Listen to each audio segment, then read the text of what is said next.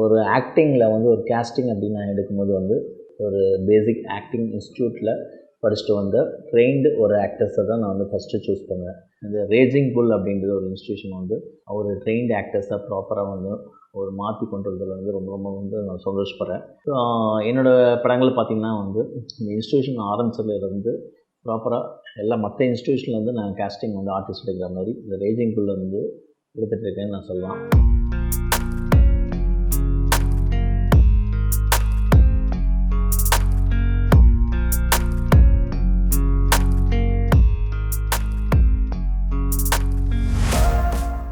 Raging புல் actors studio.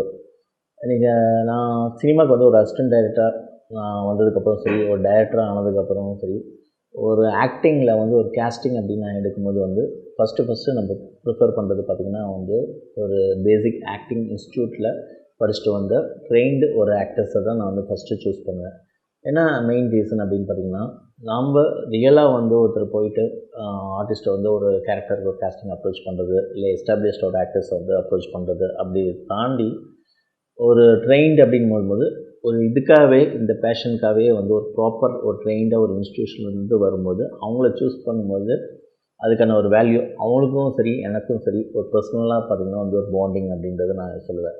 ஏன்னா நம்ம எடுத்துக்கிட்ட ஒரு சப்ஜெக்ட் விஷனுக்கு வந்து ஒரு ரியலாக ரொம்ப என்ன சொல்கிறது, ஒரு புதுசாக ஒரு பாயிண்டில் வந்து ஆடியன்ஸ் வந்து பார்க்கும்போது ஒரு ஃப்ரெஷ்னஸை வந்து கொடுக்குறது வந்து மெயினாக வந்து பார்த்திங்கன்னா வந்து அது புதுசாக ஒரு இன்ஸ்டியூஷனில் வந்து ஒரு ஆக்டர்ஸை வந்து ஒரு கம்மிங் ஆக்டர்ஸில் வந்து எடுக்கிறது தான் ஒரு பாயிண்ட்டை நான் சொல்லுவேன்.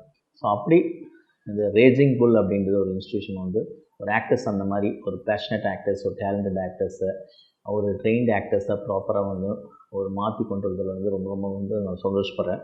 ஸோ என்னோடய படங்கள் பார்த்திங்கன்னா வந்து இந்த இன்ஸ்டியூஷன் ஆரம்பிச்சதுலேருந்து ப்ராப்பராக எல்லா மற்ற இன்ஸ்டியூஷன்லேருந்து நான் கேஸ்டிங் வந்து ஆர்டிஸ்ட் எடுக்கிற மாதிரி இந்த ரேஜிங் புல்ல வந்து எடுத்துகிட்ருக்கேன்னு நான் சொல்லலாம். இப்போ ரீசனாக என்னோடய படங்கள்லையாக இருக்கட்டும், ப்ராஜெக்ட்ஸ் எல்லாத்துலேயுமே வந்து நான் ரேஜிங் புல் வந்து ஒரு ஆப்ஷனாக தான் நான் வச்சுக்கிறேன். ஸோ மெயின் வந்து என்னோடய டைரக்ஷன் டீமில் வந்து சொல்கிறது வெரி ஸ்கூல் பண்ணுற மாதிரி ரேஜிங் புல்லோட மெயின் ஆக்டர்ஸ் இந்த மாதிரி கேஸ்டிங் கேரக்டர்ஸ் கொடுத்து இந்த மாதிரி எனக்கு வேணும் அப்படின்றத சொல்லும்போது அவங்களோட ஃபேக்கல்ட்டி டீமாக இருக்கட்டும், அந்த மெயின் வந்து அவங்க இன்சார்ஜ் இருக்கட்டும், ப்ராப்பராக வந்து என்னென்ன ஸ்டூடெண்ட்ஸ் வந்து ப்ராப்பராக அவங்க கேரக்டருக்கு செட் ஆவாங்க அப்படின்றது பார்த்து பண்ணுறது ரொம்ப ஒரு இண்டஸ்ட்ரிக்கும் சரி, ஒரு இன்ஸ்டியூஷன் வந்து இந்த மாதிரி வந்து ஒரு ஆர்டிஸ்ட்டுக்கும் சரி ஒரு பக்கம் ஒரு பாண்டிங்காக இருக்குதுன்னு நான் ஃபீல் பண்ணுறேன். ஸோ அது மேலும் வந்து இந்த ரேஜிங் ஸ்டுடியோ பெரிய லெவலில் வந்து வளரணும் அப்படின்றத நான் ஆசைப்பட்றேன். All the best.